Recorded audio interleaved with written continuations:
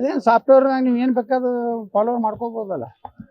ನಿಮ್ಮ ಕೈಗೆ ಇರ್ತೈತಿ, ನೀವೇ ಮಾಡ್ಕೋಬೋದು. ಅದಕ್ಕೇನು ಕಾಂಗ್ರೆಸ್ ಪಾರ್ಟಿದು ಏನೈತಲ್ಲ, ವ್ಯವಸ್ಥಿತವಾಗಿ ಭಾರತವನ್ನ ಅತಂತ್ರ ಮಾಡೋದು, ಪ್ರಧಾನಮಂತ್ರಿಗಳನ್ನ ಇಳಿಸ್ಬೇಕು. ಭಾರತ ಜಗತ್ತಿನ ಶಕ್ತಿಶಾಲಿ ರಾಷ್ಟ್ರ ಆಗ್ಲಾಕತ್ತೈತಲ್ಲ, ಇವ್ರು ತಿಳ್ಕೋದಾಗಲಾಗೈತಿ. ನೀವು ನೇರವಾಗಿ ಇವತ್ತು ರಾಹುಲ್ ಗಾಂಧಿ ಚೀನಾದ ಏಜೆಂಟ್ ಎಲ್ಲ ಇಲ್ಲಿ ಗುಪ್ತ ಕೆಲವೊಂದು ವಿಚಾರಗಳನ್ನು ಹೇಳ್ಯಾನ, ಪಾಕಿಸ್ತಾನ ಪರವಾಗಿ ಮಾತಾಡ್ತಾನ.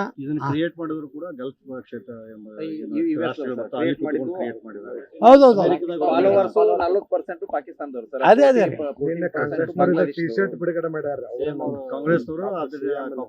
ಅದು ಕಾಂಗ್ರೆಸ್ಸೇ ದೇಶ, ಅದು ಅದೇ ಕಾಂಗ್ರೆಸ್ ಒಂದು ದೇಶದ್ರೋಹಿ ಪಾರ್ಟಿ ಆಗೈತಿ.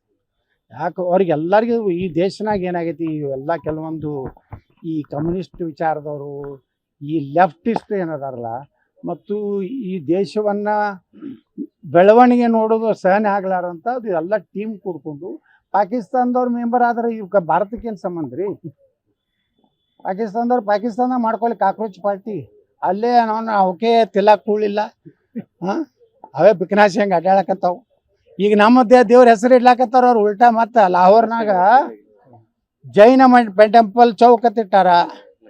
ನಿನ್ನೆ ನೋಡಿದ್ರಲ್ಲ ಎಲ್ಲ ಯೂಟ್ಯೂಬ್ದಾಗ ಬರ್ಲಾಕತ್ತೈತೆ. ಅಲ್ಲಿದಿಂದ ಕೃಷ್ಣಾನಗರಿ ಅಂತ ಹೇಳಿ ಹೆಸರಿಟ್ಟಾರ. ಅಂದ್ರ ಲಾಹೋರ್ ಅನ್ನುವಂಥದ್ದು ಏನಿದೆಯಲ್ಲ, ಲವ ರಾಮನ ಮಗ ಲವ ಕಟ್ಟಿದಂಥ ನಗರ. ಅದಕ್ಕೆ ಅವ್ರೊಂದು ಏನು ನಾವು ಹೆರಿಟೇಜ್ ಅಂತೀವಲ್ಲ, ಹೆಂಗೆ ಭಾರತದ ಒಂದು ಹೆರಿಟೇಜ್ ಇದೆಯಲ್ಲ, ಹಂಗೆ ಪಾಕಿಸ್ತಾನದಲ್ಲಿ ಏನು ಮೂಲ ಏನಿತ್ತು, ಇನ್ನವರೆಗೆ ಇಷ್ಟು ಮುಸ್ಲಿಂ ರಾಷ್ಟ್ರ ಆದರೂ ಸಹಿತ ಇನ್ನೂ ಅವ್ರು ಕೃಷ್ಣಾನಗರಿನೇ ಅಂತ ಇರ್ತಾರೆ, ಜೈನ ಟೆಂಪಲ್ ಚೌಕನೇ ಅಂತ ಇರ್ತಾರೆ. ಅಂದ್ರೆ ಭಾರತದ ಇದನ್ನು ಮಾಡ್ಲಾಕತ್ತಿ ಉದ್ದೇಶ ಏನಂದ್ರೆ ಹೊರಗಿನ ಹಣ ತೊಗೊಂಡು ಬರ್ಲಾಕ. ವರ್ಲ್ಡ್ ಹೆರಿಟೇಜ್ ಅಂತ ಒಂದಿದೆ, ಅಲ್ಲಿ ದುಡ್ಡು ಹೊಡಿಲಾಕ ಸುಮಾರು 50,000 ಕೋಟಿ ರೂಪಾಯಿ ಹೊರಗೆ ತರ್ಬೇಕಂತ ಹಿಂದೂ ಹೆಸರು ಇಡ್ಲಾಕತ್ತಾರ. ಅಂದ್ರೆ ಪಾಕಿಸ್ತಾನ ಆಟ ದಿವಾಳಿ ಆಗೈತೆ ಅನ್ನೋದು ನೀವು ಉದಾಹರಣೆ. ಲೇಟೆಸ್ಟ್ ಹಾಗೂ ಇಂಟ್ರೆಸ್ಟಿಂಗ್ ಸುದ್ದಿಗಳಿಗಾಗಿ ಬಾಸ್ ಟಿವಿ ಕನ್ನಡ ಚಾನೆಲ್ನ ಸಬ್ಸ್ಕ್ರೈಬ್ ಮಾಡಿ, ಹಾಗೆಯೇ ಬೆಲ್ ಐಕಾನ್ ಪ್ರೆಸ್ ಮಾಡಿ. ಇದರ ಜೊತೆಗೆ ಫೇಸ್ಬುಕ್, ಇನ್ಸ್ಟಾಗ್ರಾಮ್, ಎಕ್ಸ್ ನಲ್ಲೂ ಮಿಸ್ ಮಾಡದೆ ಫಾಲೋ ಮಾಡಿ.